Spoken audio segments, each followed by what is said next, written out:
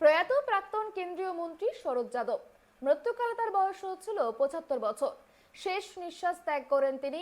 এই ঘটনাটি জানান টুইট করে তার মেয়ে সুভাষিনী যাদব। টুইটারে তিনি লিখেছেন, বাবা আর নেই। বৃহস্পতিবার রাতে অচৈতন্য অবস্থায় তাকে গুরগাঁওয়ের একটি বেসরকারি হাসপাতালে নিয়ে আসা হয়। প্রাথমিক চিকিৎসায় কোনো সাড়া মেলেনি। এরপরেই ওই হাসপাতালের চিকিৎসকেরা তাকে মৃত বলে ঘোষণা করেন।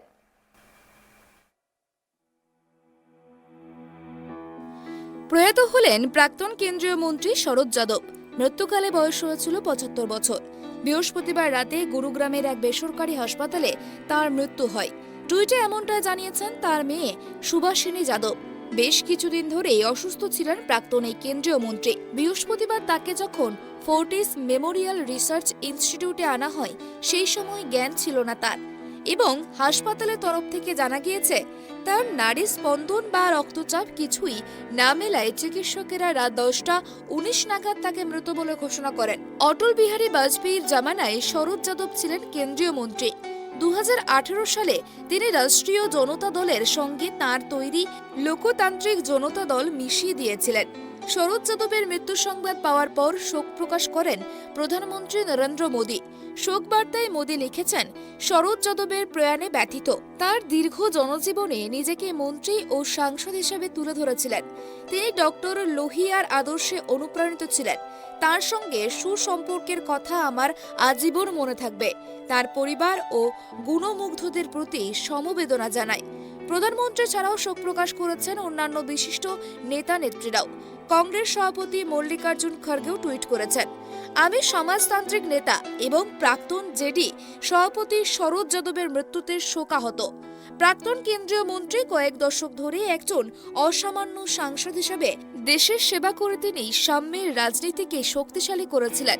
তার পরিবার এবং সমর্থকদের প্রতি আমার গভীর সমবেদনা রইল। রাহুল গান্ধী লিখেছেন, শরদ যাদব একজন সমাজবাদী হওয়ার পাশাপাশি নম্র স্বভাবের ব্যক্তি ছিলেন। আমি ওর থেকে অনেক কিছু শিখেছি। ওর শোকার্ত আত্মীয়দের প্রতি আমার গভীর সমবেদনা জানাচ্ছে। দেশের প্রতি তার অবদান চিরকাল মনে রাখা হবে।